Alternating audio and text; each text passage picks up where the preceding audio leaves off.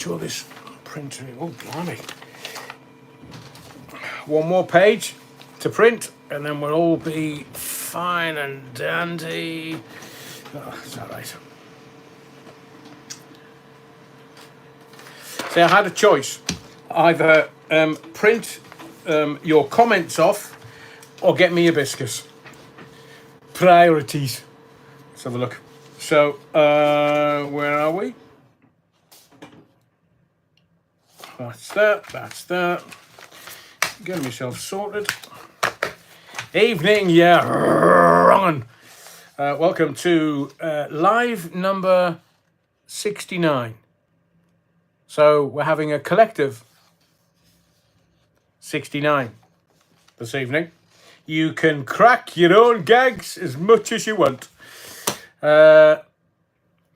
Before I say anything, I do hope you've checked out a bit unusual and a bit of a first. I have to say a massive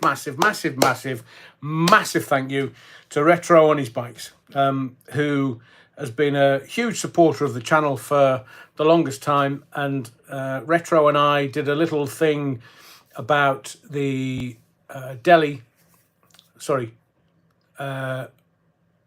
the Baltimore ship. It was the Dali, not the Delhi. Delhi was the football player. Dali was the very eminent religious bloke. So we had a bit of a chat about that, and Retro that's what he does for a living, and he's Retro in the house this evening? I hope I'm not going in early. Where are you? Oh, Retro's blushing, brilliant.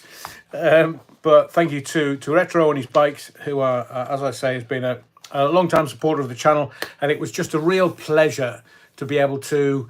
And it's been a long time since I've kind of done an interview, and Retro was brilliant. Some amazing information. So if you haven't seen it, it's kind of a double header. Go and watch it, because Retro is fabulous, and there's some information in there which you won't get anywhere else, because well, at least Retro knew what he was talking about. I was just helping him along. So thank you, Retro. Thank you. And you can put it on your channel as well. I'll send it over to you. You can put it on your channel also, because it's your content as much as mine. So good evening, everyone. Welcome to live number 69, I tell thee. 69. At least it'll keep your tongue clean. Andrew James said, oh, live 69, Adrian, you are a one. You'd heard the rumours. You won't have seen the pictures. Dan Payne says, evening, yeah, wrong'uns. Smash that like button on your way in. Baby. Oh, yeah. Smash the likes, you wrong'uns.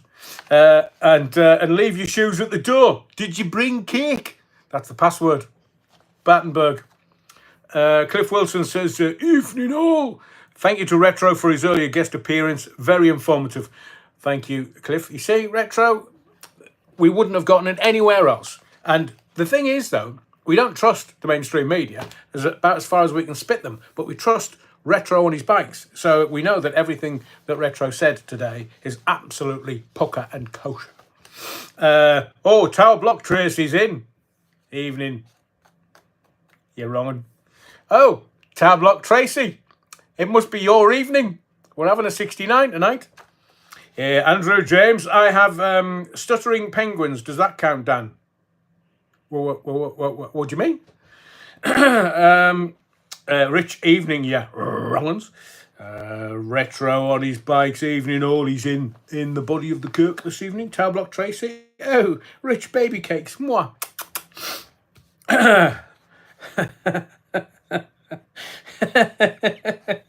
Tower Block Tracy at Retro. Oh, you stud.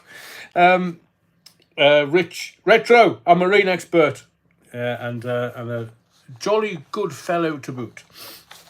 I am not doing a whole load of Tower Block Tracy flirting with everyone, or everyone flirting back with Tower Block Tracy. Yeah, utter wrong'uns. Hang on. Tower Block Tracy, Retro on his bikes. Top marks for that insight. Wonderful. Mr. John Up. Oh, good evening, Adrian. Wrong'un. And to all wrong'uns in the body of the Kirk for this evening's live. Thank you, Retro. Enjoyed your chat with Reverend Adrian earlier. Found it most interesting.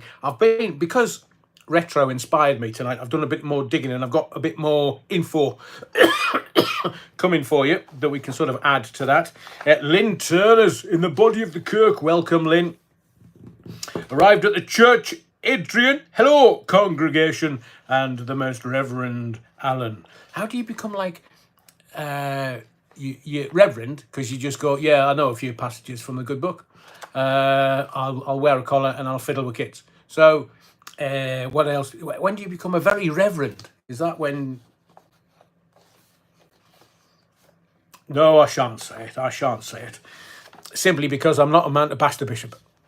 Amelia Gracio, Amelia, get me. Second live I'm attending in a row. Amelia, you'll be talked about in the wash house. 2 consecutive lives. GB Patriot, evening, Battenberg banger. Enjoyed your interview on the boat tragedy. Thank you, GB Patriot. Tower Block Tracy. Today, that's Tower Block Tracy, today, Wednesday, she has launched her own product line of merch. Filth, I tell thee, filth. I say, Tablock Tracy says to get promotion in the church you have to kiss the sacred orbs. Oh, that's the trick, is it? I am neither kissing nor puckering anywhere near anybody's orbs, unless they're of the lady type, of course. Gally Darcy, come here, Adrian. I'm moist, Gally. Switch the heating on, it'll dry it out, don't worry. Be like pulling a cheese toastie apart. Andrew James, Tablock Tracy is the same price as a portion of chips. Asking for a friend. Oh, you mucky tarts. Napoleon blown apart. Good afternoon. Napoleon blown apart. Afternoon, you rollins. And Amelia says, how do Napoleon blown apart? Mr. Jollop, welcome to the live chat. Talk of 69. Hey, loads of 69s flying about tonight. This is live 69. Good evening to all you miscreants. Oh, someone's swallowed a dictionary. Obviously, alphabet spaghetti for dinner tonight. I can't even say it, let alone eat it. And Retro on his bikes. GB Patriot. I had a bit of ginger cake today. Oh, lovely. Nothing better. Special lemon drizzle cake. What on earth do they drizzle on lemon cake that gets it so crusty? So tonight live 69 for Wednesday 27th of March 2024. Next live as ever on Sunday 31st of March. You do know that like Monday to Monday is going to be a bit it's going to be a bit challenging because on Monday it's April 1st, especially if you're in Scotland. Oh, the Scots are going to be taken to the streets. That's not Scots as in family, that's Scots as in the country. Because they're upset now. I'm going to talk about that in just a little while. Thank you to the legendary Battenbergers this evening. Thank yous to Jip Atkinson. Is Jip in the house tonight? I haven't seen the name yet. I have. Hang on. You need Slippery Elm drink. Jip, what on earth is Slippery Elm? And can I get away with it on a family programme? Bring in the hibiscus. Hang on a second. Neptune Gamer, the D. Why, it's Diddy in cuffs. I told you last week, man, weeks ago. Let me get it. Honestly, this cough ain't going. And this is a bit warm, so I just need, I need something to lubricate my throat.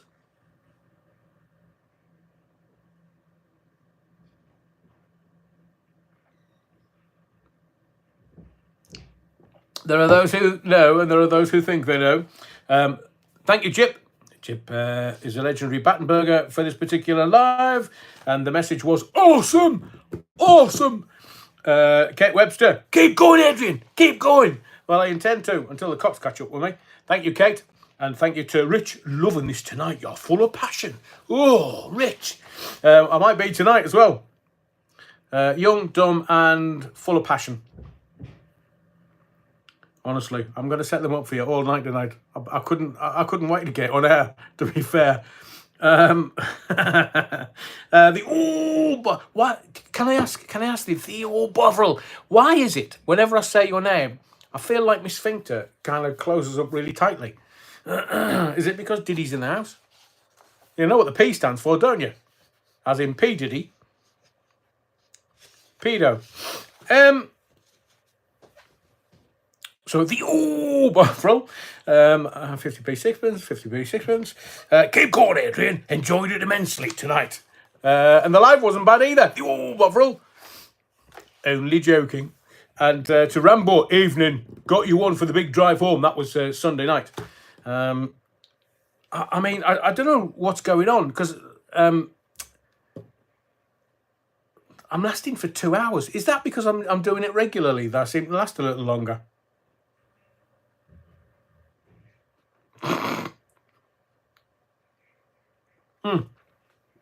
Mike Redshaw, good evening. Good show as always. Happy 69. Oh, wish it was a daily occurrence. Doing it live, of course. What's that? Oh, why can't Diddy do it? Diddy. No! Can you remember the Manfred Mann Earth Band? No. Manfred Mann, not the Earth Band. It was Do-Wah Diddy, Diddy Dum, Diddy Shag Kids. And Prince Harry. Oh, there's the last one you thought was going to be going to sex parties. Harry, you mucky tart. Ooh, I wonder if that's where he met Meghan. We'll talk about that later. Oh, it's all going to kick off tonight. It's all going to kick off. Now, just want to kind of run by you because, well, I see things, me, not dead people. I just see things. And one of the things that I saw today was King Charles, you know, sausage fingers. He, well-hung lesbian. He was supposed to be going to address the nation. What's that? Is he going to get a megaphone out and go, "Oi, ya wrong-uns"? He was supposedly going to address the nation. And then that has disappeared. That particular little snippet has disappeared. Proper disappeared. So I don't know whether, I mean, we could start any amount of rumours off. Has the king died? No. Has he got cancer? Yeah. Is he going to address the nation? Oh, who knows? Who knows? Seemingly it was going to be tomorrow, and he was going to address the nation, and he was going to talk about Catherine, Princess of Wales' cancer. She hasn't got cancer, you bunch of tarts. She has cancerous cells. That is not cancer. Cancer, in my view, is, you know, tumours and stuff.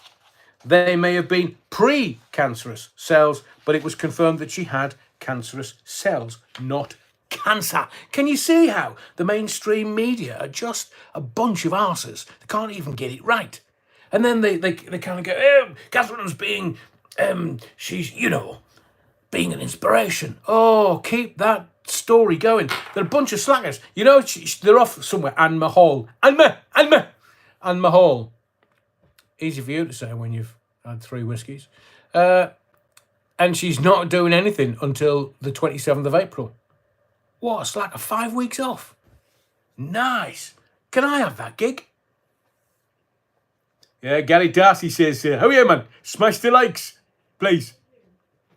Because we've got 160 people watching and 52. Well, obviously you've got to wait and find out whether the shizzle's any good this evening. Tough audience. So I'm telling you, it's not in the media yet, but the king is going to address the nation. What, just to prove that he's alive? Can we have the dogs?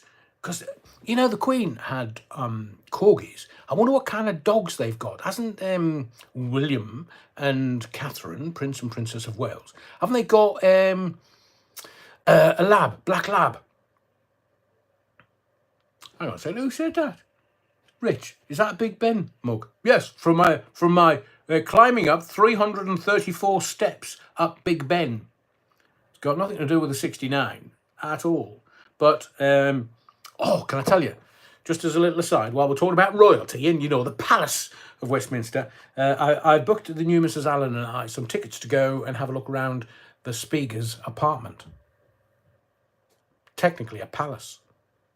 It's in the same place. He's got kind of rooms and he's got his own apartments, and it's the only bit, and it's really difficult to get into. So Big Ben, you can book second Wednesday of every month. You can go and climb those 334 steps and know how out of breath I was.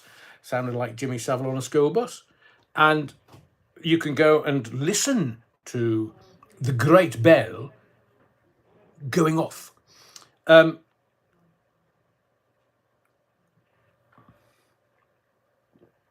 yes. Oh, William and Kate have a cock spaniel.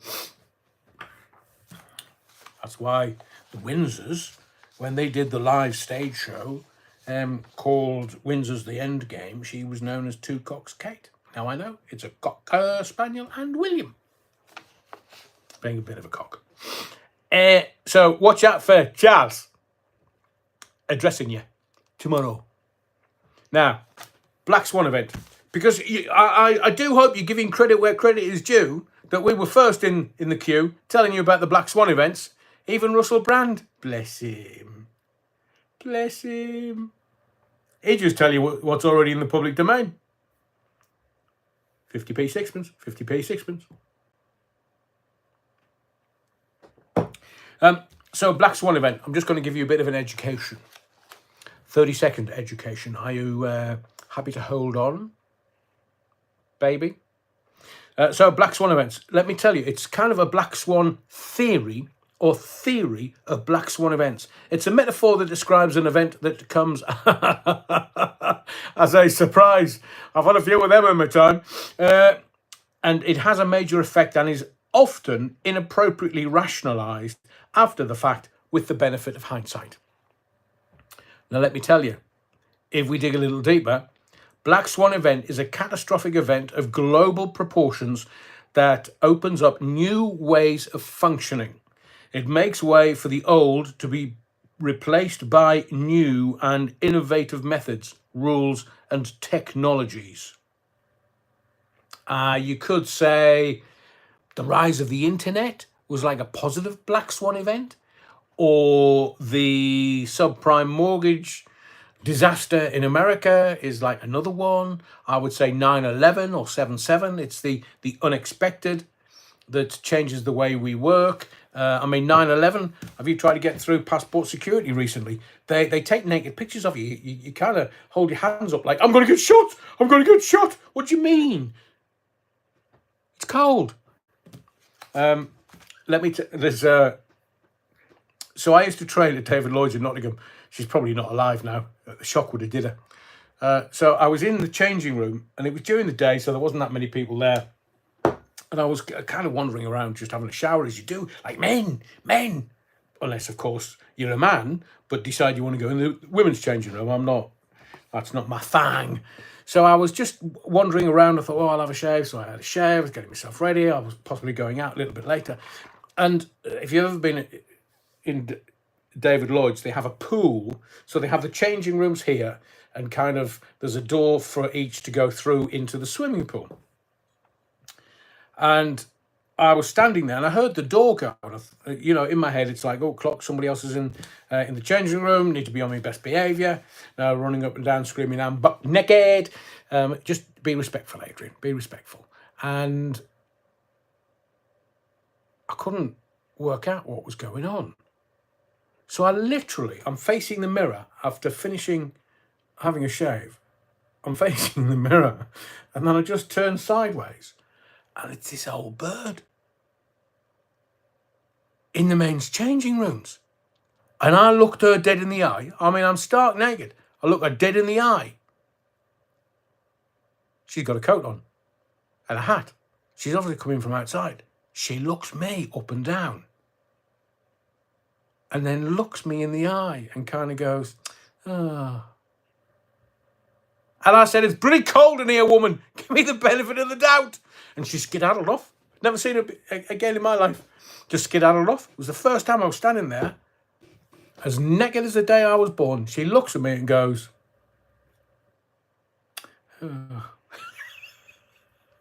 You wouldn't like it for a water on your nose. Hang on. Black Swan event. This is from the old Bovril. Black Swan event. Heinz run out of baked beans. I'm with you. Or Tesco's run out of Bovril. I saw somebody earlier saying it's nearly £5 a jar. Oh, the money grabbing bar stewards. So I meant to say I was getting waylaid by me telling you stories of me naked in changing rooms. So what could be a Black Swan event that's going to change everything on a global scale, that's going to change the way we work and operate? Aliens, anyone?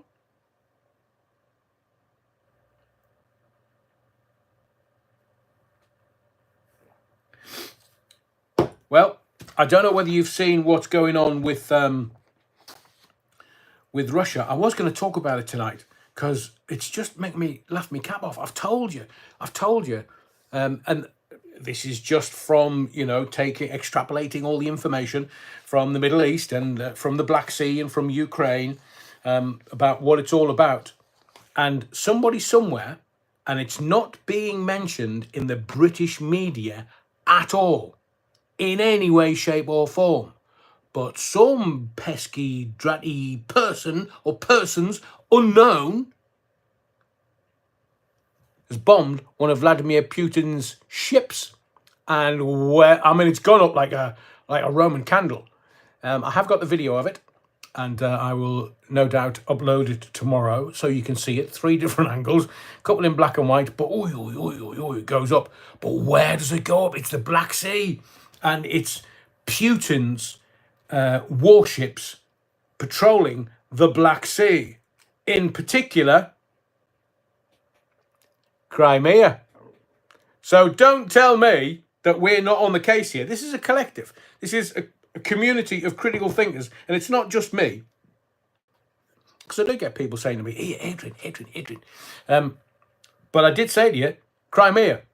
Because Putin, he's not really interested in anything else, and nothing will come of this. But watch the press tomorrow.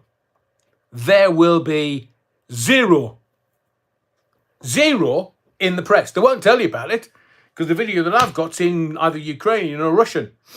I've told you, the Black Sea is where there is billions and billions and billions. And in fact, I will give you my my notes. 10 billion barrels of crude oil under the Black Sea and 2 trillion cubic meters of natural gas.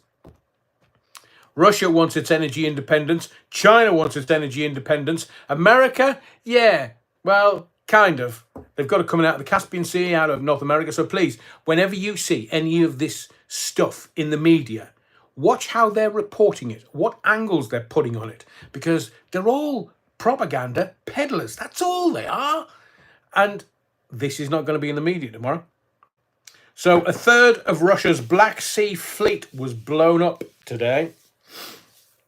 Crimea is the battleground, and you know why? Because Russia wants the oil and the gas, and they don't want anybody else to get it. You've got on the kind of southern edges of the Black Sea, you've got Bulgaria and Turkey, but north it's Crimea and Russia.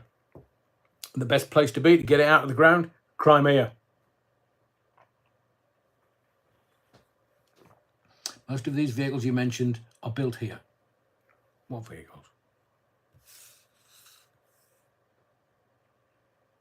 Oh, you mean what? The stuff that we're attacking people with, and boats that are defending the Black Sea? I'm not quite sure, Napoleon blown apart. I'm not very bright tonight. Yeah. Let's get to young Harold, because I love a dose of karma. Doctor reckons a cream will clear it up, but Prince Harry, it's called karma. Now, I've said to you, and I leave all of this stuff up on YouTube so that you can reference it at some point, maybe 6 months or a year or however long later. And I said to you in a live that Andrew is Andrew, and he did what he did, and whatever he did was unacceptable. But I told you that Harry would make Andrew look like an amateur. I told you that Harry was worse than Andrew.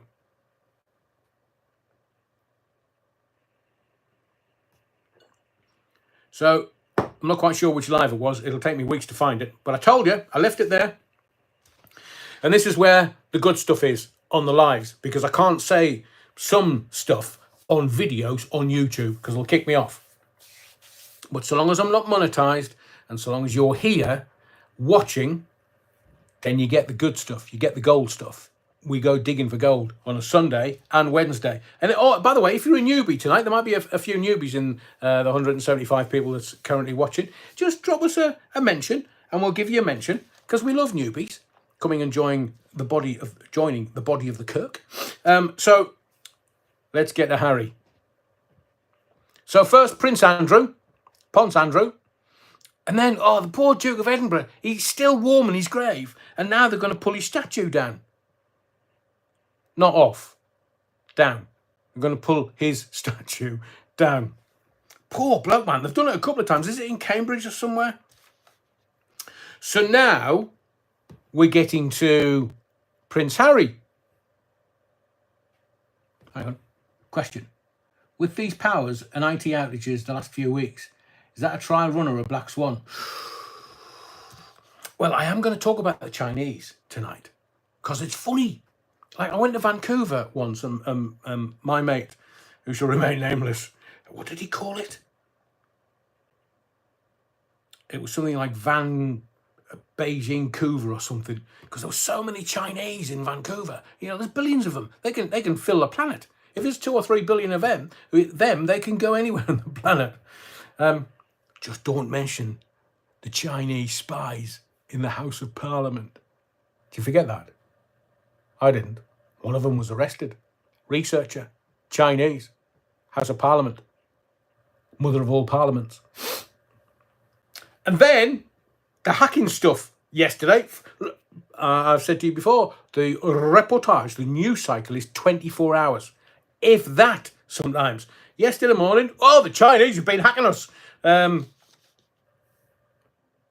Isn't anywhere now. It's not.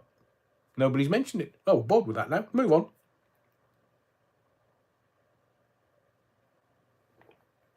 Oh, yeah. Chinese spies on British station with a piano guy. I remember that, Hayden. Yeah. He upset them. Mind you, why can't they all just foxtrot Oscar? It's our country. Do what the hell we want. Born and bred here. And he was tinkling the ivories. Tablock Tracy reckons she's going back to a chalkboard and abacus. You pervert. Andrew James, Dan Payne, very much so. I only bought 2 CDs when I said to the lady that card payments will cost the charity more. They gave me a death stare. Yeah. There's a theory. I give you 50 quid. You'll give 50 quid to somebody else and it'll pay for this and it'll pay for that and it'll pay for the other. And it's still at the end of a long line, chain, if you will, stays 50 quid. But if it's a card payment of 50 quid, bank takes 1.5%. By the time you've done that 10 times, the bank's taken 15% of that 50 quid, 7.5 quid. So cash will always be king. Gold is better, but cash is always king. I promise to pay the bearer of. So it's actually a promise. It's not worth anything. It's just a human construct, money. And that's why they want to get rid of it, because they want to control you.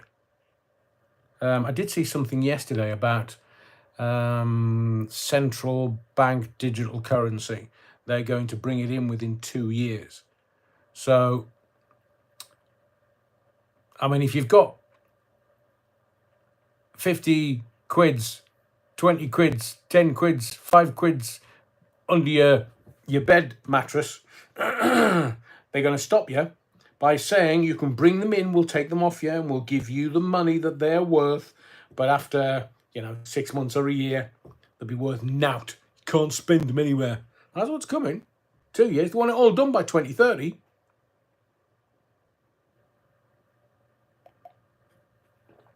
Pirate chain paper. Oh, you see, Mrs. Allen's going to kill me. Hang on a second.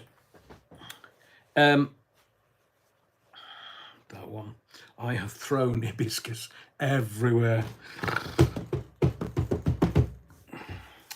My finger was a little sticky, so it's obviously because of the live tonight. I can't. Oh dear! Don't tell anyone. Don't tell anyone. She can't do me for it. So let's get back to the Royals, because we need to get back to the Royals. So in the last week or so, we've had Catherine, fake or real. We've got Charles coming out. Not out, but out. And there's poor Camilla. Shall have a week off. So it's Easter. William and Catherine have fecked off with the kids. So let's see how. And honestly, when we got to the end of 23, and we were like, "Oh, that was a bit lively." We're going to get to the end of 24. You might have aliens living with you by the end of 2024. They've got to do something. I mean, I'm being facetious, but they've got to do something. There's poor Alex Jones. Oh, he got this right, and he got that right, and he got the other right. He's not getting anything right now, is he? Oh no. You know whose backers are, don't you?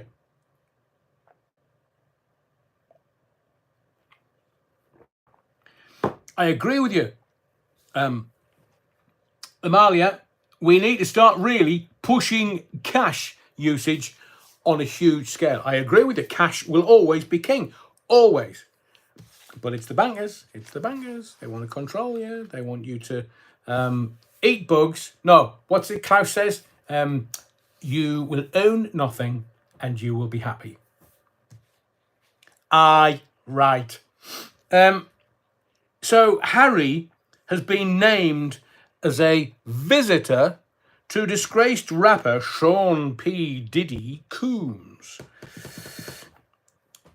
He's been visiting P. Diddy's elitist sex parties. So Prince Harry has been named in a sex trafficking court case. P. Diddy's in the doo-doo. How are you, Harry? Let's have you and the missus out. Tell us what you've been up to, you dirty tart. Aye, mate, because the rumours I heard 20 years ago were obviously true. Can't bring 'em here. Me brake pipes might get cut when I drive the car tomorrow.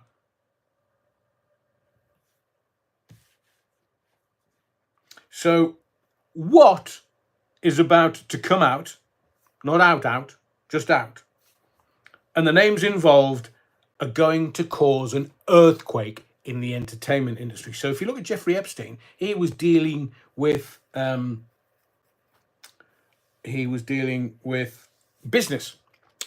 if you will.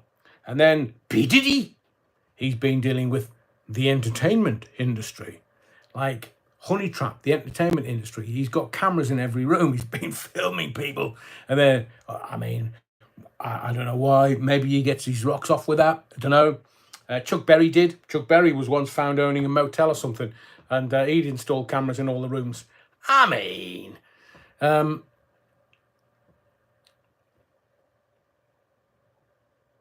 so Harry's been involved in stuff that he doesn't want to come out. Now, the reason why I mentioned this is we'll get to Stephen Colbert in a second. Remember the lives a couple of weeks ago when I just tore him a new one?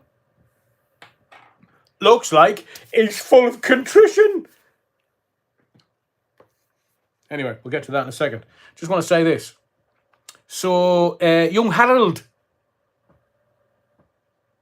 lost his virginity in a field. And, well, he reckoned, as they both did, it was a blind date. Harry and Meghan. Blind date. And then it was, oh no, Harold cooked roast chicken dinner for our first date. And then, yeah, we met online. Did you meet at one of P. Diddy's parties, Harold, mate? You know, Meghan. Or had you gone sailing, Harry? I'm happy to listen. Big luggalls, happy to listen. But there's 3 different stories for their first date. Which one of them's true? None of them. So Stephen Colbert, oh, he's saying this and he's saying that and he's flinging this and he's flinging that. He's kicking and flinging and thinking he's really funny. Well, the Marchioness of Chamley didn't think it was funny at all. So she served papers on Stephen I've gubbed up Colbert to such an extent that at the start of his last show, oh, I'm terribly sorry. I shouldn't have said it. No, I was completely wrong. And came across to me. Didn't mean it. Didn't mean it. I was looking at him going, oh, this boy's in a bit of the doo-doo. And is he going to get himself out of the doo-doo? Papers are being served. The Marchioness of Cholmondeley, Lady Cholmondeley, is not a happy puppy. Quite rightly. You can't. I mean, it is the correct jurisdiction because technically, if it's in America and it's not broadcast here, then it's only in America. But as the show is broadcast here also, you can't accuse a married woman of immorality. That is defamatory. And Stephen Colbert is about to find that out big time. Because I'm sure he was told, oh man, Stephen, shut up and just apologise. Telling you. So, the drama, the soap opera that is the royal family, oh, it continues apace. Just wait. And he's deeply in the doo-doo. Now, normally, that kind of stuff is swept under the carpet. Because that's what they do. But he's on his own now. Is Meghan going to get the broom out? She might fly around on it.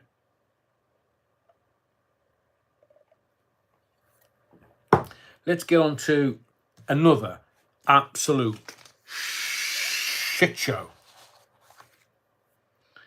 This Abdul Azedi, you know, the Clapham chemical attacker.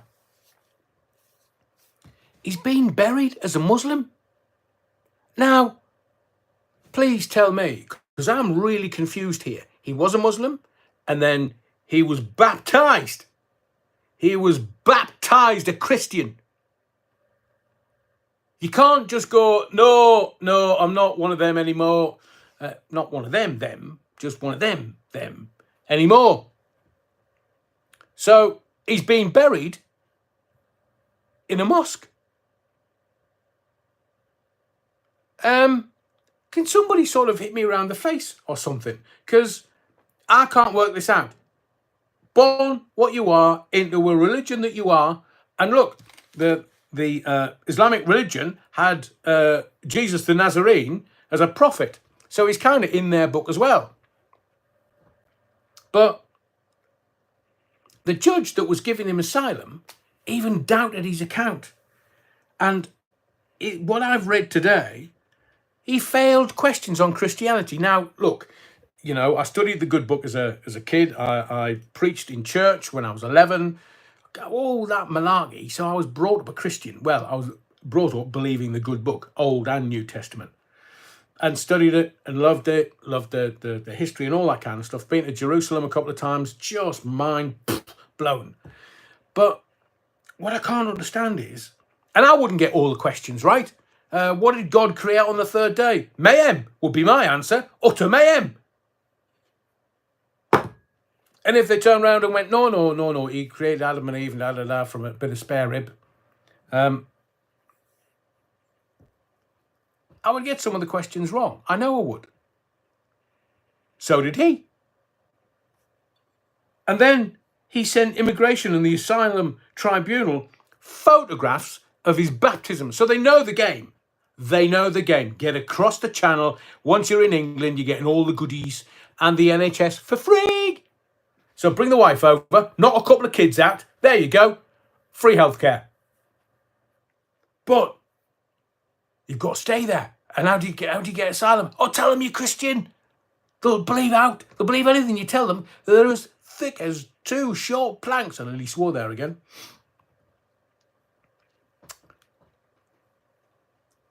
And then he takes the pictures of his baptism to the asylum tribunal, and they go, oh, he's Christian now. Even a Baptist minister went to court for him to testify 4 times. Can I get a witness? 4 times. That bloody Baptist minister should be struck off or taken out and strung up. No, the wonder that are as happy as pigs in shite. The old Bovril, you get the game. The old Bovril. God created Battenberg cake on the 3rd day. God must love you two. Or love the Church of the Wrong, and one of the two. Oh, let little children come unto me. Talking about the Catholic vicars again. Sorry, the Catholic priests. So I mean, I know we're going to hell in a handcart, but this country is sort of, we all want to do the best by everybody else. We do. It's the old British wartime spirit. That's what we love to do. But we're proper being bent over here. Because can you imagine the kind of country we would have if they stopped thieving our billions? And I'm talking about the politicians, not anybody else. Oh, come on. You know the game. You get to be Prime Monster, and then you just get, one of your mates, Trotter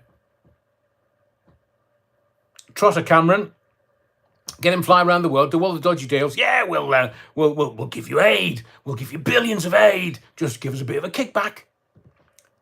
That was in just me, just waxing lyrical. So, if we had all these billions and all this money that we created as taxpayers, we could have an insane NHS. All free. We would have the most beautiful country in the world.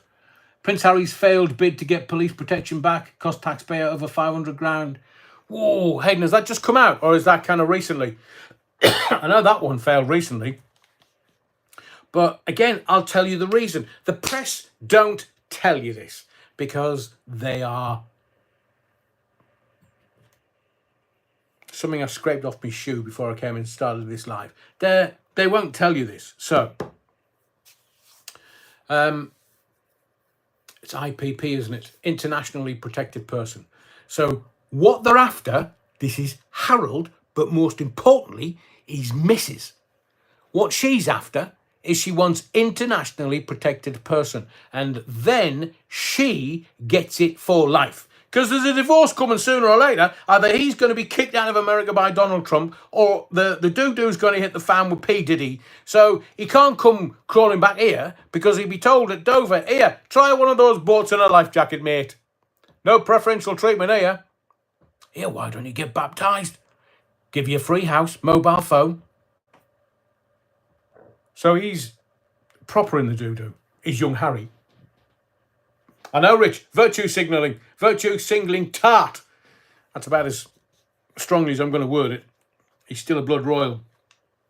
So, IPP. She wants that status. Why does she want that status? It's really simple. Because Ginger Bollocks hasn't got 2 IQ points to rub together. I've told you a million times. His brain's so small, blow up his nose, he'll go off like a referee's whistle. But when you're IPP, they don't check your bags. They don't. You can bring anything, and I mean anything, into a country, and they are not allowed to check your bags. And neither is the nanny. I keep telling you, and I keep telling you on these lives, what's her mother up to? So if Meghan gets IPP, then the mother as the nanny that looks after the kids. Well, to his. That's why they're not leaving America. Yeah. She could even smuggle a bit of Battenberg in. Here, let her in. Has to be fresh Battenberg, though, because crusty Battenberg's not great. Melts in your hand. Not in your mouth. So, IPP is all about not having your bags checked when you fly to a different country. Hang on, who's that? It's Rich again. And further updates on the BBC announcement you were chatting about the other day regarding funding, etc. They're coming, Rich. Just not on this live. So that's why they're after IPP status, because it's for life. So it will be life for the missus and the mother. Because it's the missus and the nanny. She's acting as the nanny. That's what that's all about.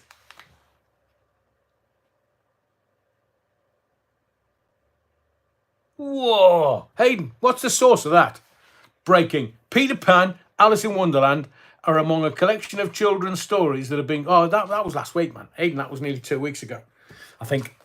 Now, let's get to the one thing that the press and the politicians and the FA are not telling you. It's really simple. You know, this aberration on the back of the England football strip. The FA have gone, Kate Webster, Adrian, I've just snortled. What are you doing, Kate? Can't snort. That's Meghan and her mother. The old Colombian marching powder.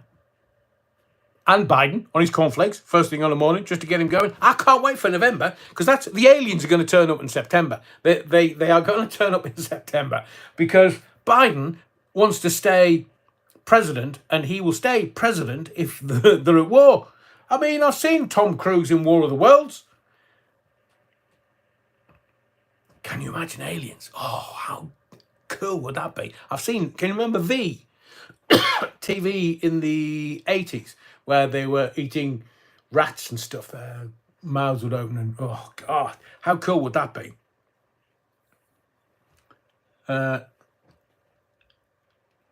Amalia Grazzi.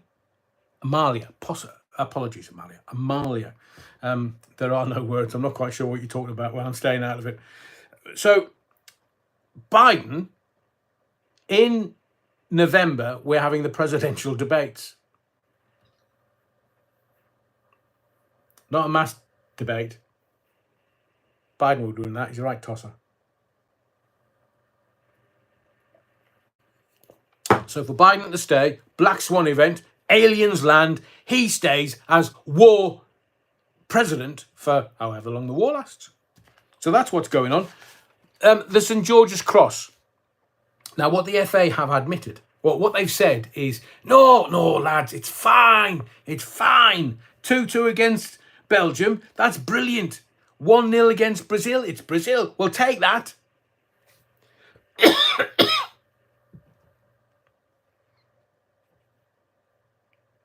The FA have said that the St. George's Cross will return to the England strips in time for the 2026 Euros. So you know what that is, don't you? A, the FA are laughing at us. B, the FA are bricking it. Because C, they've had a 2-year deal signed off. Signed off. And that's why the FA is saying, no. In future, anything that has to be signed off has to have sight of lots of people, not just some bloke called Singh. Now, we can go down a rabbit hole if you want, but the FA have got a 2-year deal with Nike. Nike!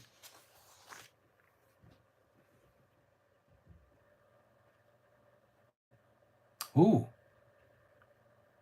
Beta days. Thank you very much for that. Now, what we do with the lives is the next live, which will be Sunday, I always do the legendary Battenbergers at the beginning and give them a mention.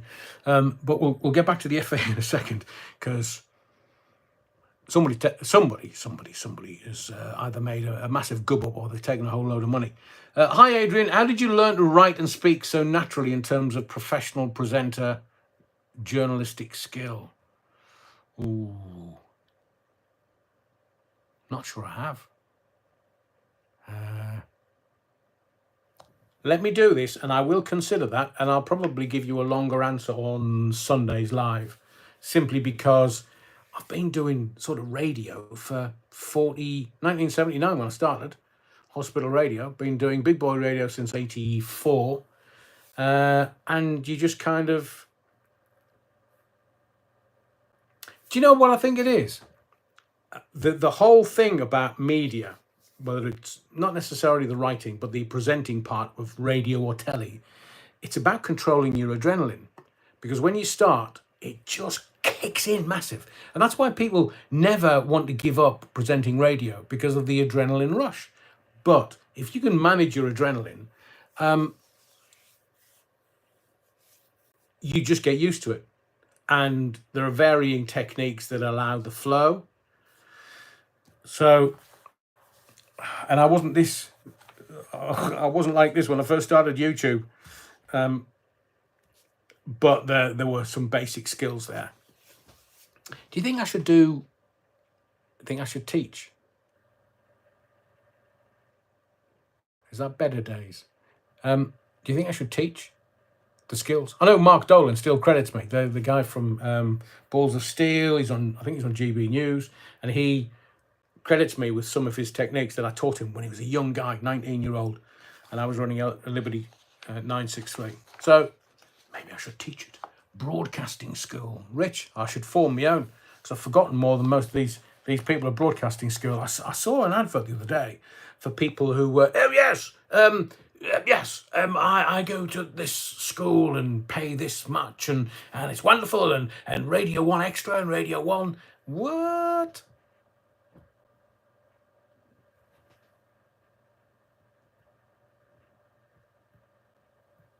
Dale Steele. Adrian, teach piano lessons. My son loves his piano lessons. Are you the reason Alex Belfield plays? No. My mum was a piano teacher, though. My mum had a degree in music, and she was insanely talented. But as a young guy, my hands didn't have an octave, didn't have a good enough span, so that's why I was never a piano player. I'll have a think on that. That's a lovely bit of inspiration. You never know where it's going to come from. So what I'm saying is, the FA can't do anything about that aberration on the back of the shirt. They can't do anything because they've signed it off for 2 years. So that's why they can bring it back. Because I do hope that you're looking at your purchases, and if you have the choice of one or the other, and one happens to be Nike, I hope you're choosing the other. Because go woke, go broke. How dare they? How very dare they take the cross of St. George off our footballing shirt? And it looks like we've got a generation of winners now. Oh, and I've told you this before, some of the stories. Harold Shepherdson, who was given a winner's medal back in the early 2000s, because he never got a winner's medal. He was the trainer. Alf Ramsey, Freemason, and some of the players, I've met some of them. Bobby Charlton was just a hero and a legend. And one day I was doing something for Expo 98, and it was in Portugal. And I thought, I can ring Bobby Charlton. I'll try and get Bobby Charlton and get him to talk about Eusebio and his relationship with the Portuguese Eusebio. And listen, I got in touch with Manchester United, and I just said, look, this is what I want to do. It's only a little 10-minute. This is the reason why we're doing it. And would this was before Sir Bobby became Sir Bobby. I just said, would Mr. Charlton mind just doing this for me on the telephone? Literally 10 minutes later, Manchester United ring me back and go, here's his home telephone number. What? Here's his home telephone number. He's waiting for you. So I runs into the studio, tells the tech op, here, start the tape. We've got Bobby Charlton. And literally did must have been about 15, 20 minutes to sort of edit stuff down. And he was talking about Portugal and his love for Portugal, football, the 60s, playing against Eusebio, playing for England. And, as a little fanboy, I was just open-mouthed. But literally, and at the end of it, I just said, thank you, Mr. Charlton. He said, oh, no, Bobby. And he said, is that enough, son? Have you got enough? I was like, yeah, that's brilliant. Never met him. We just did it on the telephone. But that's kind of old school class That's proper class. That's why Bobby Charlton became Sir Bobby Charlton, because he was class. Just not a problem. Was very generous of spirit. But the FA, they're not going to change the England shirt until the Euros 2026. Now, they're not telling you now because it's kind of died to death. Have you noticed how the story's gone? We've played 2 games. Played okay. Shirts have gone. Nobody's paying the blindest bit of notice. But wait till we play again, and they've got that aberration on the back of the neck. Somebody, these idiots that call themselves journalists, the propaganda peddlers, they should be saying to the FA, "Oi, what's going on? Why have you got that shite on the back of the shirt?" "Oh, well, so you've got a 2-year deal. How much did you make out of that, you wrong-uns?" "But it's coming back for the Euros in 2026. Foxtrot, Oscar. We want it back tomorrow. Just skip all those shirts. Burn them. We don't want them. Burn them." Somebody mentioned about the Chinese. You know, we've been hacked by the Chinese. It's better than getting a kick in the nuts. As I said, don't mention the Chinese spy caught in Parliament. September 2023, the researcher outed as a Chinese spy. I mean, look at their weather balloons. The Americans, they see something in the sky and they go, "Oh, what's that? What's going on?" "It's a weather balloon, Mr. President." "Oh, is it? It's a Chinese weather balloon. Oh, God, they're spying on us." The planet is covered in spy satellites and Chinese weather balloons. Oh, weird, man. You're idiots. Yeah, Terry Wookfitz hit the nail on the head. He says, "Adrian, it's the same as taking a knee before a match. The FA care about fans' opinions. Go woke, go broke." But they're not going to go broke because they've got too much money and too much clout. But didn't they force all the players to take the jibber jabber? There's all this myocarditis and all these players keeling over. No wonder Gareth Bates wants a defibrillator fitting into his house. Notice how that was squashed.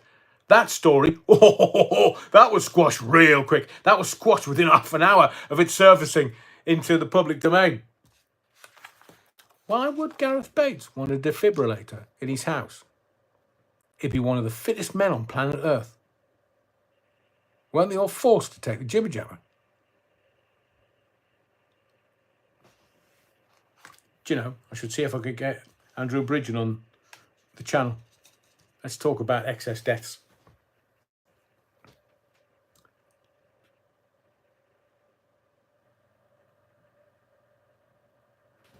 That's very generous and a beautiful epithet. Thank you very much for better days. "I think so, sir. Having knowledge is one thing. Presenting it with a vibe and clear thought is another without the mind freezing up." You've not seen me first thing in the morning. I would say the mind isn't in coordination with the body.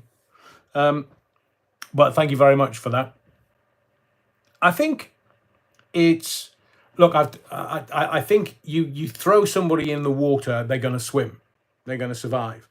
And back in 89, I went to my boss and I said to him at TFM on Teesside, I said to him, "Here, give us a go. It's like Yozzy Hughes. I can do that. Give us a go. I can do that."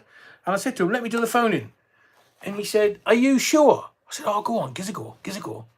If I fail, I'll just go back to doing," what was I doing? Afternoons, I think, at the time. And he said, "All right, then." And I did this phone in on a Sunday night.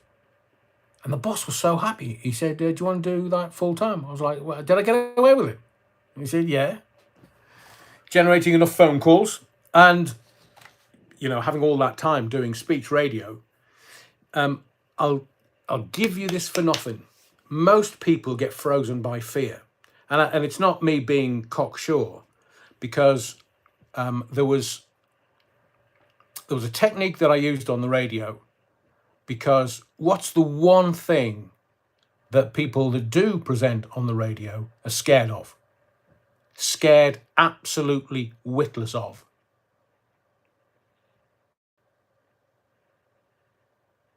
Silence. Silence. So there was one night where I'll give you some kind of technical, dead air, technical background. So in commercial radio, if kind of the radio station keels over or something happens, then the emergency tape kicks in, or tape or CD, whatever it was. The backup tape would kick in. So there was always music playing out. So people wouldn't go, oh, there's nothing on the radio, I'll go listen to something else. And that tape would kick in after 45 seconds.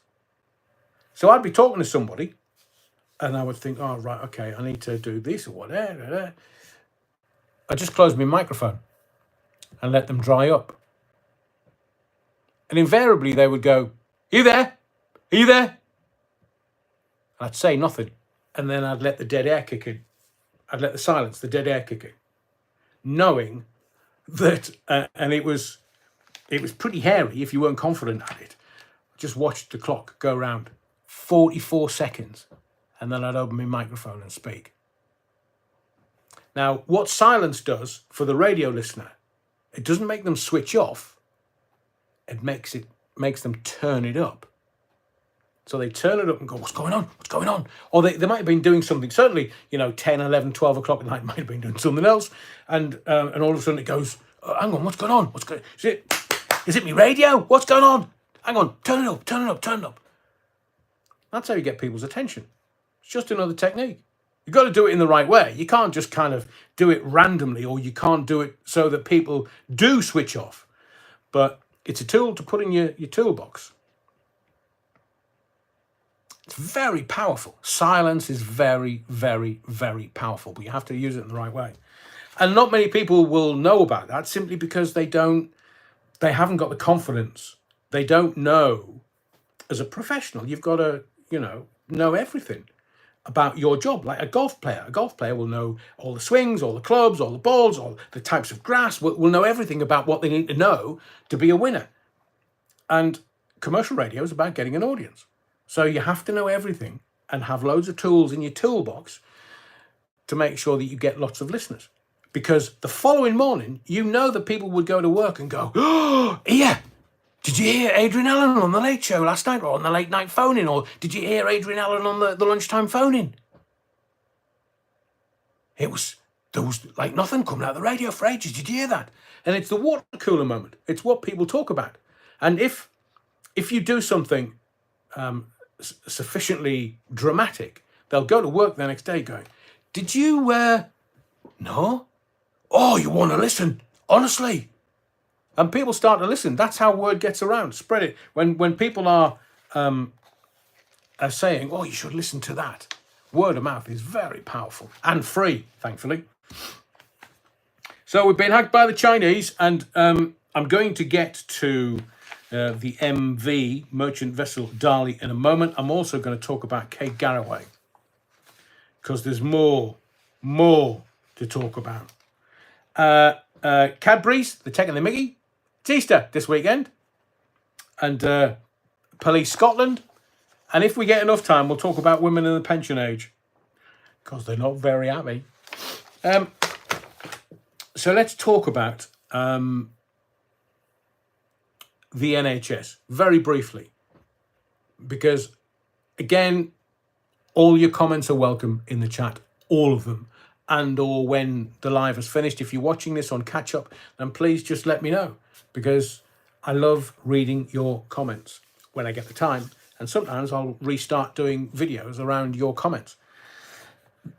The NHS, I've told you since this channel started, it's going to be basic healthcare. The politicians in this country are looking at the American model, and have been for decades, because it's a massive cash cow. And they can get very, very, very wealthy on kickbacks from companies that want to make a shed load of billions out of the NHS.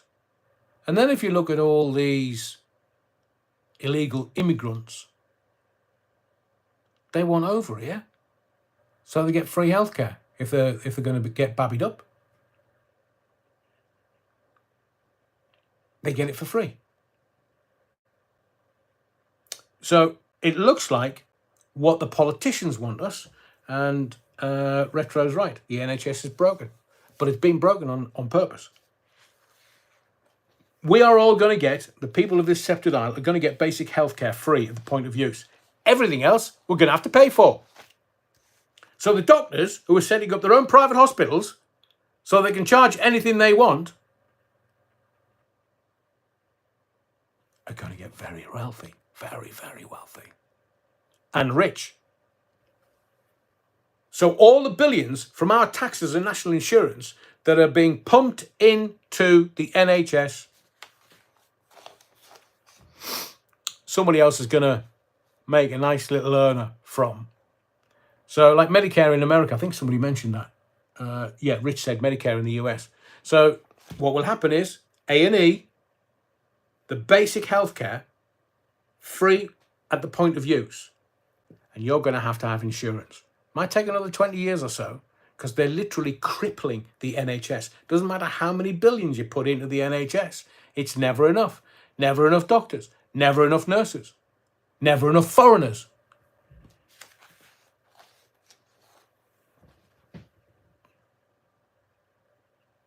Lauren Taylor, oh God, not poor old me, Garraway, sick to death of the pity fest. Don't worry, this is not a pity fest. I'm getting stuck right in. So, those that allow the degradation of a free healthcare system should be taken out and dealt with. I'm sick and tired of these people. I mean, what's old Beardy? Why's he got his fingers in the NHS pie? Why are they health providers? Why isn't the NHS providing the health? Like I said a little earlier in this live, if we were pumping the money that we had, that we're frittering away with backhanders and corruption elsewhere in the world, if we were putting those billions into our islands, into our people, into our systems, why aren't we, the taxpayers and the national insurance payers, why aren't we having a more beautiful life, a better life?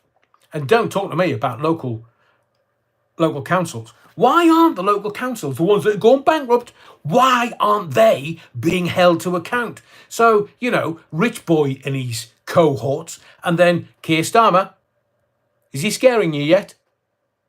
Because he's going to bankrupt the country. You know that's his job, don't you? Tony Blair only had one job, get us into Europe and make sure we couldn't get out.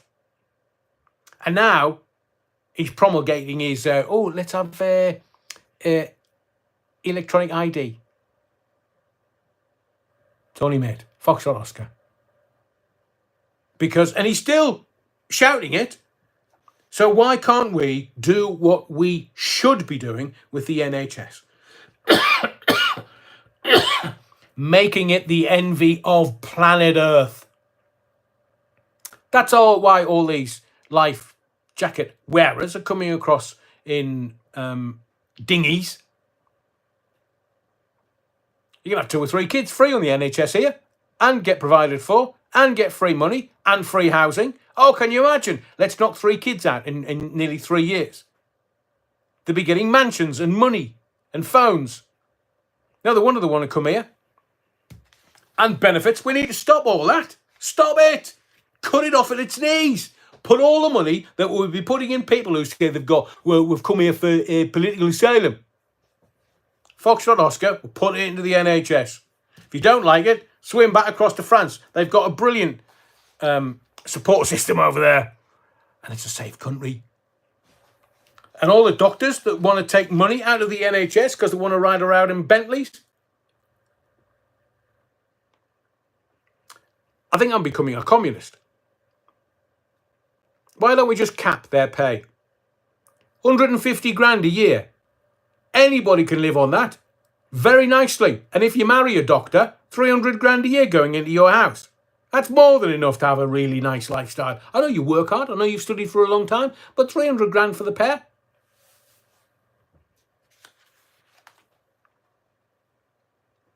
And these people that should be taken out and dealt with, I include the politicians, I include the doctors and those clinicians that allowed vaccine harm and death in the last 4 years.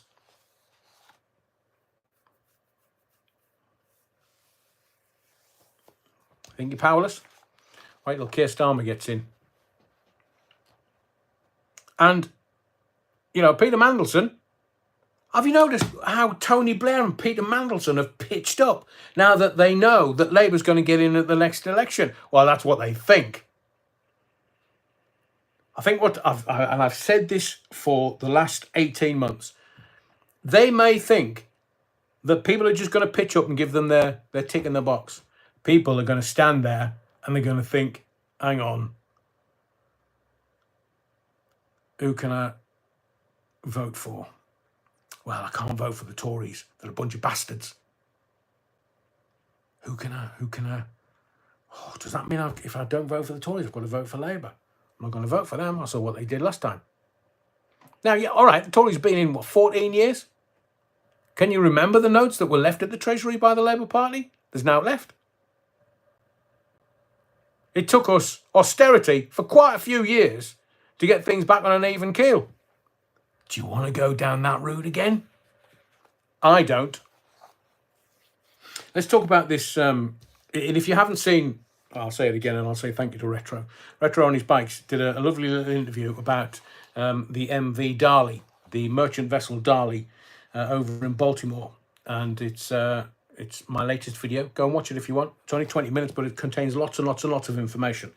But I'm just going to sort of give you an update since I did that interview with Retro this afternoon. The port, Baltimore Port, is losing $15 million per day. That's £11.8 million. $15 million a day. No wonder Joe Biden's going, right there, lads, well, the country will pay for the bridge. Well, yeah, we'll get the bridge sorted. Get the port sorted first. Joe, is he working up yet? Give him some more marching powder. Tell him it's talcum powder.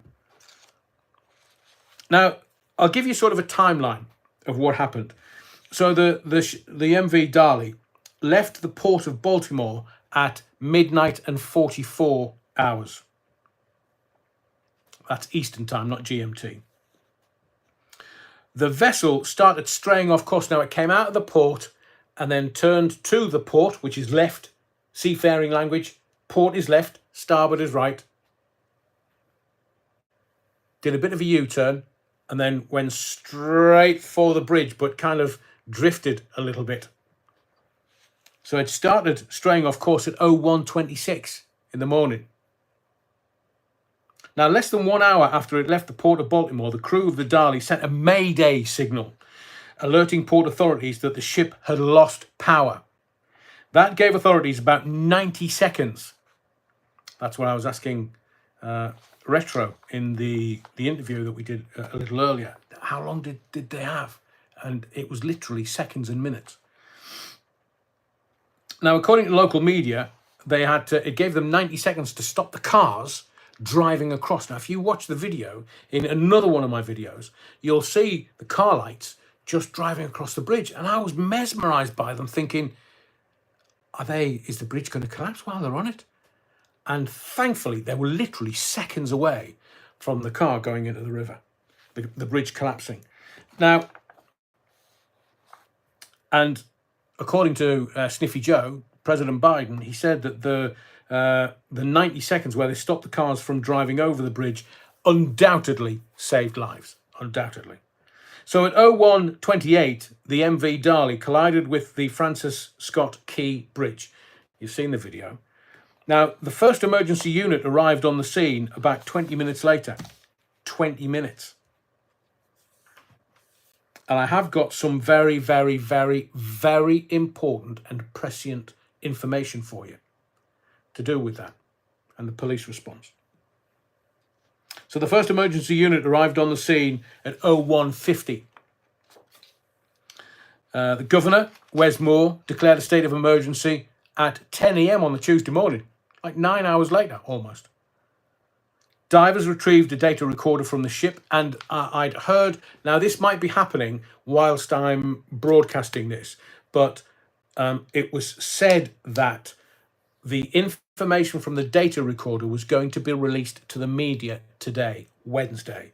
Now they're 5 hours behind us, so now it's going to be about 4 o'clock in the afternoon. So it may be being released as I speak. But they retrieved a data recorder from the ship today, which investigators hope will answer questions about how the ship malfunctioned. And if you want an answer for that, Retro's the expert. Retro on his bikes has given you the answer in the little video that we did earlier today. Watch it after this live if you wish, because there's, as I said, there's lots of information in that video. Also, Wednesday morning, the US Coast Guard announced that they did not believe the 6 missing men were still alive. Now, from what I can gather, there were 8 workmen filling in potholes on the bridge. And out of those 8, 6 are still missing. 2 of them, one's very, very seriously injured, and I think in hospital. Another one literally just dusted himself down, and the local authorities were like, no, come with us, we'll look after you. Well, are you sure you're okay? Are you sure you're okay? He literally, the bridge collapsed and he went in the water. He's just dusted himself down and gone, no, I'm going home to me missus. Didn't want any treatment, just went home. The pilot, now this is important, the pilot in charge, he'd been a pilot for over a decade, but he did have an apprentice in training on board with him. So he was a very experienced pilot. And a pilot will help the captain navigate out of the port because there's moving sandbanks and all kinds of obstacles and danger. But the pilot knows where those dangerous parts are, whether it's tide, rip tides, or moving sandbanks. The Ukrainian skipper and Indian crew. There was 22, I said that in the video with the Retro earlier today, 22 Indians as the crew. Now, an hour before the collision with the bridge, the vessel tracking data indicated that the Dali was guided from its berth by tugboats and then helped towards the bridge. But we've seen the footage and we know that there's no tugboats around the vessel as it hits the bridge. So there were 8 construction workers working on the bridge, fixing potholes. They were all thrown into the river. There were no vehicles travelling on the Francis Scott Key Bridge when it fell into the ocean, thanks to the heroic, quick reactions of police officers who got into action immediately. It's now been confirmed that the only people on the bridge when it collapsed was the pothole repair crew. They plunged 185 feet. I mean, it's the stuff of nightmare. You're just going about your night shift, and I think they were having a coffee or food break at that point. So they were all sitting having a break, and it's the stuff of nightmares. What they were sitting on disappeared. The whole bridge disappeared. And they came off a 185-foot bridge into the water, and the bridge is 1.5 miles, 1.6 mile, almost 1.5 miles long. The guy that was, I still can't believe the guy that just brushed himself down and said, no, I need to go and see my family. Well, you would, wouldn't you? I mean, you've had that stuff of nightmares, massive fright, and you just want to go home to your family.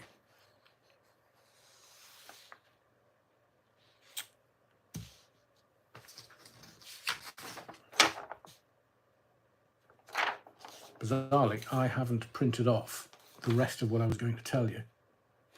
See if I can remember this off the top of my head. So, in Baltimore, yesterday, Tuesday, before this all happened, I've heard the audio from the local police force who were begging police officers to do some overtime, to either stay on or do overtime, because Baltimore Police Department have a catastrophic lack of police officers. People are leaving the force, they've just had enough. And the police officers that managed to get there and help out were some of the very, very few. Very few. And this hasn't come out yet. But Baltimore is in a real tough place. Now, you know, people have died. There's not much you can do with a bridge collapse and people being thrown into the water. They've called off the search and rescue, but what the press in Baltimore are not telling you is that the police department are stuck. They haven't got any cops. Now, I know that's the age-old refrain, even in England. You might have a cop or two covering huge swathes of land. North Yorkshire, Scotland, even the urban city cops. There's not that many of them. In Baltimore, there's even less. So they're not telling you that either. Let's talk about Police Scotland, as I wasn't. Just want you to... April 1st, it's Monday. You know, it's Good Friday, Easter Sunday, Bank Holiday Monday. So on Bank Holiday Monday, a new law comes into force. Now, any police force will tell you a few years ago, Facebook domestics were having to be investigated.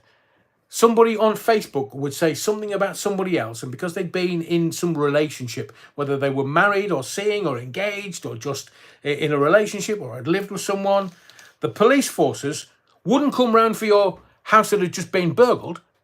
They'd have to deal with Facebook domestics. And they'd have to investigate it. And the cops were like, oh, how weird, man. This is just going to grind everything to a halt. Now, on Monday, in Scotland only, not in England and Wales, but you will guarantee, you bet your sweet bippy, that if it's happening in Scotland, it's going to happen in England and Wales and maybe Northern Ireland. There's this new hate crime legislation. So even if they think you're going to say it, and you haven't said it, you're still going to be fingered for a crime. Scotland's done for. They won't have any policing. These clowns in Scotland that are running the political system and ahead of the police in Scotland, and I will say this to you, be careful what you wish for, because society gets the police force it deserves. It's going to start in Scotland. And Police Scotland, a huge police force, it's the second police force outside of the Met in London. They're just going to have their wheels all grind to a halt because they're dealing with not what somebody said, but what somebody thought. It's the thought police writ large. Oh, he was going to say it. I could tell by the way he was looking. So if you think you're in Scotland and you can say anything you want, not from Monday you can't. And they'll just sit there over the summer. They won't introduce it in this country until they've had a general election and whomever is in power is in power. Now, Humza, Sturgeon's follow-up, Jimmy Cranky, her and her husband under investigation. Haven't been charged. But Humza, his family was in Gaza. Here, get me family out. Get me family out. Preferential treatment. Let's get his family out. And now they're bringing this hate crime law in. And if you think like Planet Fitness, you can take pictures of a man in a female's changing rooms and then go and complain. Oh, I'll bring you a lovely cake with a file in it in jail. You're not allowed that. Oh, you're full of hate. You're full of hate. You're full of discrimination. You're transphobic. You're hateful. They haven't got enough prisons. And you don't think that's coming? Mark my words. Should name that my middle name. Mark. Sound like a dog with a hair lip. It's coming from Monday. They'll test it out. And then when we have the general election, whoever gets into power, because it'll be the government that gets into power, they're going to bring it in England.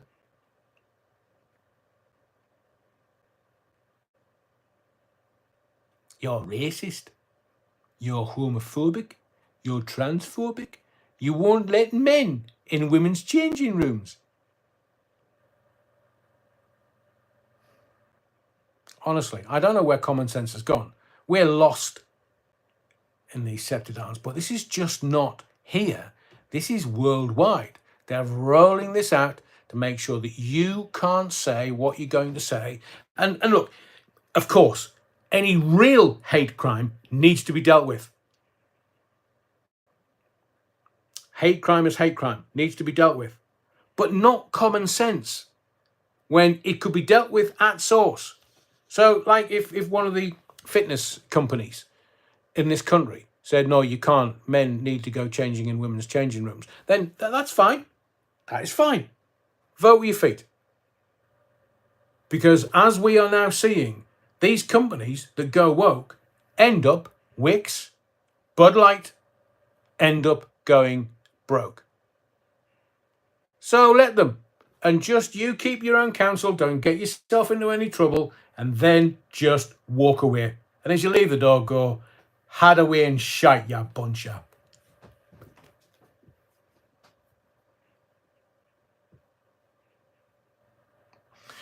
Terry Wolford said, my new address from the end of April will be HMP Porterfield, Inverness. Will it be wing C or D? I'll bring a cake. Terry, I'll bring you a cake. Something else to watch out for. I don't know whether you can see this, but I mentioned the hate speech because I'm about to talk about women's pensions. And some people go, oh, yeah, you're sexist, you. What?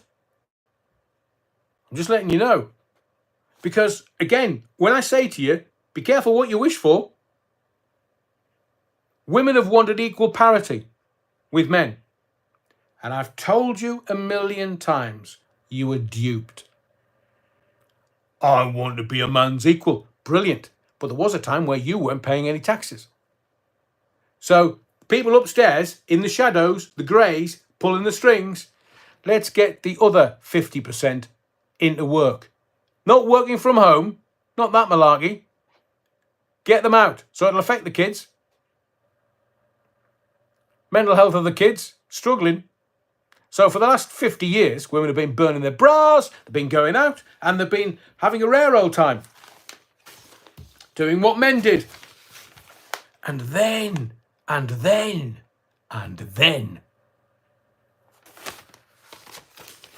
Can you see that? I'll take a picture and post it tomorrow. Women can't fully retire at 60. Women are going to start retiring at 67. Starting at 67. Now, if you're currently aged sort of 49 to 65, you're going to be able to retire at 67. When I retire, I can retire at 67. If you're about 47, 48-year-old, it's going to be 68. Work it all the way down. If you're about 31 to 33 at the moment, you are not going to get your pension until you're 74. Because we've all known that society is too kind of bulbous at the old age, which means we can't afford all these pensions. We're going to have to get all these immigrants in to work and pay tax and national insurance to kind of prop up the elders. So I'm not, let me countenance you with this. I'm not having a go at women because I personally feel this is an aberration. This is absolutely disgusting. If they can give foreign countries billions and billions and billions of pounds, if they can flog arms and armaments to anybody who will buy them for billions and billions and billions of pounds, why don't they let women retire at 60? But by the time the 31 or 33-year-old retires, it's going to be 14 years later. Retro, good point. Yet we bailed out Greece, who retire at 50. We are at a cusp of, we need to tell the politicians what they need to do for us. Not just sit there and go, I'm voting Tory, I'm voting Labour this time. Aye, Keir Starmer doesn't scare me yet. He will do after he's been in for 4 years. And then you find out we're back in Europe without a vote. And all the other little nobodies. Reform. Richard Tice with 94 million in the bank. Why can't we all just retire at 50? Why can't we just put so much, kind of front load it? I mean, I've paid my stamp since I was 16 years old. And I've got to wait till I'm 67 to retire? Yeah, I can, but I won't get my state pension until I'm 67. I can retire anytime I want in poverty. So waspy women, they're giving him this epithet. Waspy women. Is that white Anglo-Saxon? But now it's a minimum. It's not maximum, minimum of 67, and they're all kicking off.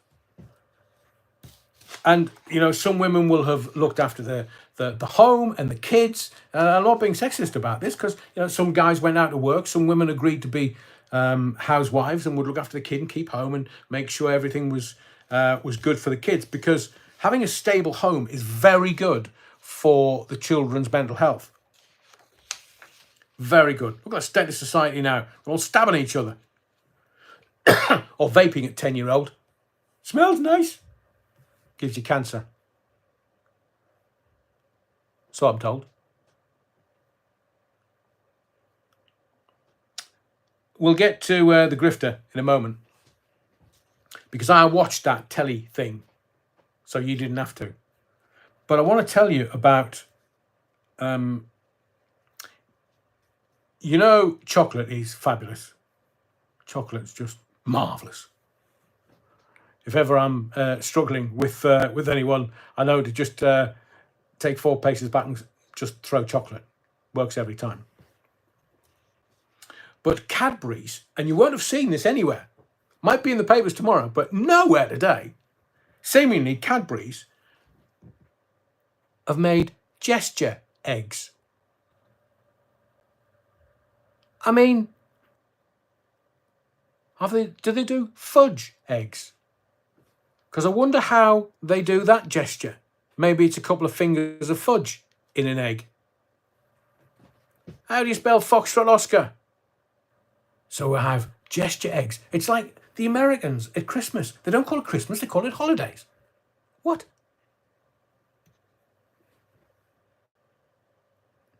Supposedly we're a Christian country here. Well, at least the immigrants think we're Christian. That's why they're getting baptised. But Cadbury's from Birmingham. Well, Bourneville. From Birmingham. Yes, we have gesture eggs in Lincolnshire. Now, I know the folk of Lincolnshire. I know Lincolnshire quite well. So, very good, Alan. Surprised they aren't called Ramadan eggs these days. They're called everything but what they should be. Look, eggs is a very pagan symbol. It signifies rebirth, birth, newness. There is a reason why eggs are eggs. Ah, Rich, thank you for that. From the USA, Cadbury's is American owned. No, the bloody wonder. Yeah, we should all get our prayer mats out. So I don't know why they're doing this gesture egg, and now they're doing something called a worldwide hunt. Is that the same as Jeremy? Is it Cockney rhyming slang? Or a euphemism? Spoonerism? Worldwide hunt.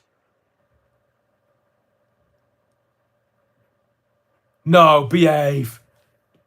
Gary says there's Halla eggs in Asda. Well, eggs, yeah, chocolate eggs. Can you imagine those large chickens? And a worldwide hunt. Look, they couldn't find Lord Lucan. How the hell are we going to find a bloody Easter egg? Said a spokesperson. Right, finally, I'll round it off. It's going to take me about 10 minutes to get through this, because I also want to pay a little homage to radio stations. I hope you don't mind. I'm going to round off with a couple of radio stations that are going to be no more this weekend. And I just want to kind of tug me forelock and just wish them well. We'll get to that in a second. So, Kid Galloway, I hope you haven't watched the ITV documentary, because I can sum it up in a very short sentence. It's all about her. So I watched it because I thought I would bring it to the live tonight and talk about it factually. Because it's pointless kind of not watching it and then come on here and having a go, because that's got no integrity whatsoever. But this documentary about Derek, it's not about Derek, it's about her. It's about her doing her smooth radio show. What the actual? Oh, let's play a song for Derek. Sounds like Tony Blackburn when he split up from Tessa. I was old enough to remember that. And it just felt... I mean, it's cheaply made. It's just like one woman and camera pointed at Kate and get Kate to talk, which she does. Loads. So if you're going to watch it, put your ear defenders on. But it just feels forced somehow. Now, that was the third in a series. But I'm going to give you some facts.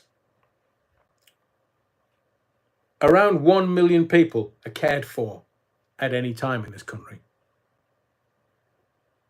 State social care is only available to those with the highest needs and the lowest means. Now, I know everybody knows that she was having to pay 16 grand a month. Well, if you work it out, she's on, just from ITV, nearly 600 grand a year. She'll be getting a nice little pay packet from Smooth, but she could afford that, and she's whining on that she can't. Oh, well, I've got a mortgage. Sell the bloody house, woman. Do you know, anybody else, the man and woman on the street, I understand that she may end up being some kind of campaigner, because that'll get her in the papers every day. That's all she ever wants. Because if you've got profile, you end up getting more telly and you end up making more money. That's the game. But I simply couldn't bear to watch Derek Draper struggle in this. Because it just came across as it was leaving Derek with little dignity. And he was struggling with his physiotherapist, trying to lift himself up onto his Zimmer. And he was struggling, and he was giving it a good go, but he was frustrated at himself, and he was trying to do it, and literally my heart went out to him. And they don't give you any information about why he was in Mexico, being treated in Mexico, if she couldn't afford the care in this country. So who paid for that when he had the heart attack? And then they had to fly him back to this country. Who paid for that? Yeah, get Sir Lenny of Henry to host an appeal for he has some time on his hands now. And he can be a saviour. And for me, it just felt like he was being trotted out as a show pony. It was being trotted out for some kind of an agenda. I don't know what it was or why. He did work with Peter Mandelson, and then he got sacked because he was giving access to MPs and things, and he got sacked. Now, 1 in 5 women, 55 to 60, is a carer in this country. Those stats are amazing. There's no mention of men caring, because men do care for their wives, for their daughters, for their mothers, some of them. There was one guy in this, they got, the man and woman off the street, and one of the men actually cared for his mother and his wife at the same time in the same house. One with dementia. And a poll by Carers UK estimates that up to 10.6 million people are giving care in this country in one form or another. As I said to you earlier, if we weren't squandering the taxpayers' money in this country to other countries and other people, we could help with carers. We could help with our own. We could help and make this country a beacon for the rest of the world, the rest of the planet, the rest of the universe. unless the aliens appear. 65% of carers said they are worried about living costs and whether they can manage in the future. This is not Kate Garraway, 600 grand a year plus. And all these carers where money is really tight, they don't know how they're going to do it. The cost of all of it, one of them was quoted as saying. And part of the documentary, Kate just said, oh, Derek's in a strange place today. He's making strange noises. I mean,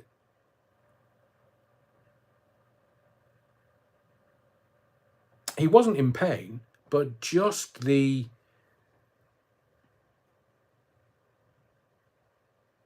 Look, my take on it all, and I watched it all, is anyone suffering is tragedy. Don't necessarily need to have a rich wife. Don't necessarily have to have millions in the bank. Don't necessarily have to have any wealth. Anyone suffering is tragic. Anyone caring and not being heard in today's society is unacceptable on every single level. Kate Garraway may be just famous and has a voice. But what next? Next documentary? Next book? I found love after Derek. As far as Kate Garraway is concerned, I hope her money makes her happy. I watched all of Derek's story and it wasn't actually his story.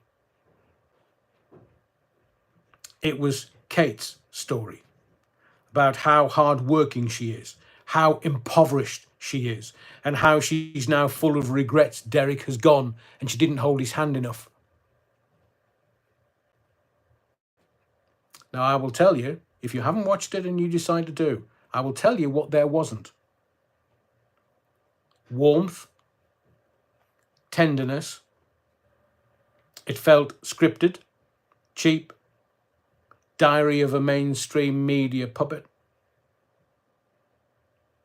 You and I, heaven forbid, we would have to scrimp and scrape food banks, family. And some of these people that were on there giving their opinion as a carer, one of them said, I have to use a food bank.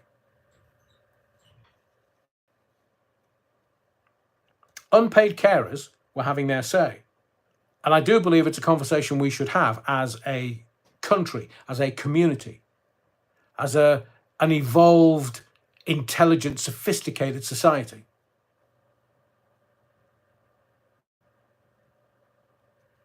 But that documentary, 47 minutes. Now, maybe Derek knew that he wasn't for long, and maybe he wanted Kate to make a few bob just to look after the kids. But look, the house is worth near a couple of mil. It's a very nice part of London. And most people, if they find themselves, as much as they would try to maintain their lifestyle, if they found that their partner was in a similar state to Derek, sell the house. You cut your cloth accordingly. Bad Wolf Project says, why did Derek's limited company spend £5,000 on working from home improvement and then liquidate the company 2 months later with £486 in the bank? Creative accounting. I wonder why.